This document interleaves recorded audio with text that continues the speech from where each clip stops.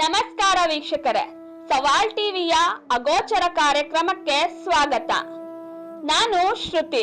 ವೀಕ್ಷಕರೇ, ಇಂದು ನಾವು ಬನ್ನೂರು ಬಳಿ ಇರುವ ಮತ್ತಿತಾಳೇಶ್ವರ ಸ್ವಾಮಿಯ ದೇವಸ್ಥಾನದ ಪವಾಡಗಳು ಏನೆಂಬುದನ್ನ ತಿಳಿಯೋಣ. ಈ ದೇವಾಲಯವು ಮಂಡ್ಯ ಜಿಲ್ಲೆ ಹೆಗ್ಗೂರು ರಸ್ತೆ ಬನ್ನೂರು ಬಳಿಯ ಮತ್ತಿತಾಳೇಶ್ವರ ಸ್ವಾಮಿಯ ಸನ್ನಿಧಾನವಾಗಿದೆ.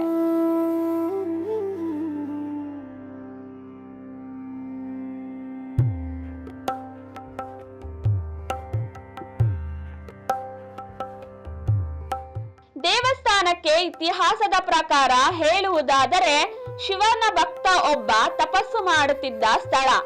ಒಬ್ಬ ಸಂತನು ಮರದ ಕೆಳಗೆ ತಪಸ್ಸು ಮಾಡುತ್ತಿದ್ದಾಗ ಅವನ ಕನಸಿನಲ್ಲಿ ಶಿವನು ಕಾಣಿಸಿಕೊಂಡು ತಾನು ಇಲ್ಲಿ ನೆಲೆಸುವುದಾಗಿ ಹೇಳಿರುವುದು. ಅಲ್ಲಿ ಒಂದು ಹುತ್ತ ಇರುತ್ತದೆ. ಅದನ್ನು ತೆರೆದಾಗ ಅದರಲ್ಲಿ ಶಿವಲಿಂಗ ಇರುವುದನ್ನು ನೋಡಿದರು ಎನ್ನಲಾಗಿದೆ. ಈ ದೇವಸ್ಥಾನವು ಚರ್ಮ ರೋಗಗಳ ನಿವಾರಣೆಗೆ ಹೆಸರುವಾಸಿಯಾಗಿದೆ ಎನ್ನುತ್ತಾರೆ. ದೇವಸ್ಥಾನದ ಹೆಸರೇ ಹೇಳುವಂತೆ ಇಲ್ಲಿ ಸ್ಥಾಪಿತವಾದ ಶಿವಲಿಂಗವು ಪುರಾತನದಲ್ಲಿ ಮಣ್ಣು ಅಥವಾ ಮದ್ದಿನಿಂದ ಕಂಡು ಬಂದಿದೆ. ಶಿವಭಕ್ತನು ತಪಸ್ಸು ಮಾಡಿದ ಸ್ಥಳದಲ್ಲಿ ಮತ್ತಿ ಮರ ಇದ್ದುದರಿಂದ ಈ ಸ್ಥಳಕ್ಕೆ ಮತ್ತಿತಾಳೇಶ್ವರ ಎಂಬ ಹೆಸರು ಬಂದಿದೆ.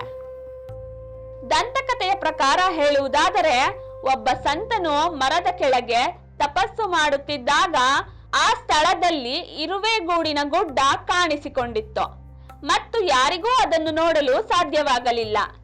ಇರುವೆಗೂಡಿನ ಹತ್ತಿರ ನಿಂತು ಒಂದು ಹಸು ಹಾಲು ನೀಡುತ್ತಿರುವುದನ್ನು ಗಮನಿಸಲಾಯಿತು.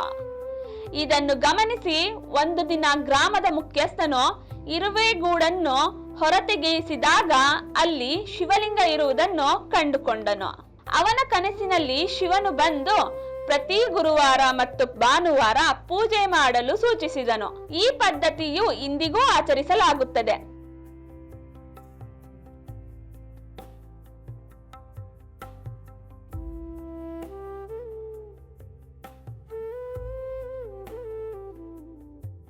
ಸಂತನು ಧ್ಯಾನ ಮಾಡಿದ ಮರದ ಹೆಸರು ಮಟ್ಟಿ. ಅದು ಆ ಸ್ಥಳವನ್ನು ಪಡೆದುಕೊಂಡಿತು. ಈ ದೇವಸ್ಥಾನದಲ್ಲಿ ಚರ್ಮರೋಗ ಇದ್ದವರು ಇಲ್ಲಿಗೆ ಬಂದು ಅಲ್ಲಿರುವ ಕೊಳದಲ್ಲಿ ಸ್ನಾನ ಮಾಡಿ ದೇವರಿಗೆ ಭಕ್ತಿಯಿಂದ ಉರುಳು ಸೇವೆ ಮಾಡಿ ಪೂಜೆ ಸಲ್ಲಿಸುತ್ತಾರೆ ಮತ್ತು ಅಲ್ಲಿನ ನಾಗರ ಕಲ್ಲುಗಳಿಗೆ ನೀರು, ಹಾಲು, ತುಪ್ಪ ಹಾಕಿ ತನಿ ಎರೆಯುವುದರ ಜೊತೆಗೆ ಅಲ್ಲಿ ದೊರೆಯುವ ಹುತ್ತದ ಮಣ್ಣಿಗೆ ಔಷಧೀಯ ಗುಣಗಳು ಇರುವುದರಿಂದ ಅದನ್ನು ಚರ್ಮಕ್ಕೆ ಹಚ್ಚಿದರೆ ಬಹುಬೇಗನೆ ಚರ್ಮ ರೋಗಗಳು ಗುಣವಾಗುತ್ತದೆ ಎನ್ನುತ್ತಾರೆ. ಭಕ್ತರು ತಮ್ಮ ಹರಕೆಗಳಿಗೆ ದೇವಸ್ಥಾನದಲ್ಲಿ ಅಡುಗೆಗಳನ್ನು ಮಾಡಿ ದೇವರಿಗೆ ನೈವೇದ್ಯವನ್ನು ಇಡುವುದು ಇಲ್ಲಿನ ಪದ್ಧತಿಯಾಗಿದೆ. ಹಾಗೂ ಭಕ್ತರು ತಮ್ಮ ಹರಕೆಗಳ ಪ್ರಕಾರ ದೇವಸ್ಥಾನದ ಬರೀ ನೆಲದಲ್ಲಿ ಊಟ ಮಾಡುವುದರಿಂದ ತಮ್ಮ ಹರಕೆಯನ್ನು ತೀರಿಸುತ್ತಾರೆ. ಇದರಿಂದ ಭಕ್ತರ ಬೇಡಿಕೆಗಳನ್ನು ದೇವರು ಬೇಗನೆ ಈಡೇರಿಸುತ್ತಾನೆ ಎಂಬ ನಂಬಿಕೆ ಇದೆ. ವಿಶೇಷವಾಗಿ ಆರೋಗ್ಯದ ಸಮಸ್ಯೆ ಮತ್ತು ಮಕ್ಕಳಿಲ್ಲದವರು ದೇವರನ್ನು ಸ್ಮರಿಸಿ ಪೂಜಿಸಿದ್ದಲ್ಲಿ ಸಂತಾನ ಭಾಗ್ಯ ಪಡೆಯುತ್ತಾರೆ ಎನ್ನುತ್ತಾರೆ.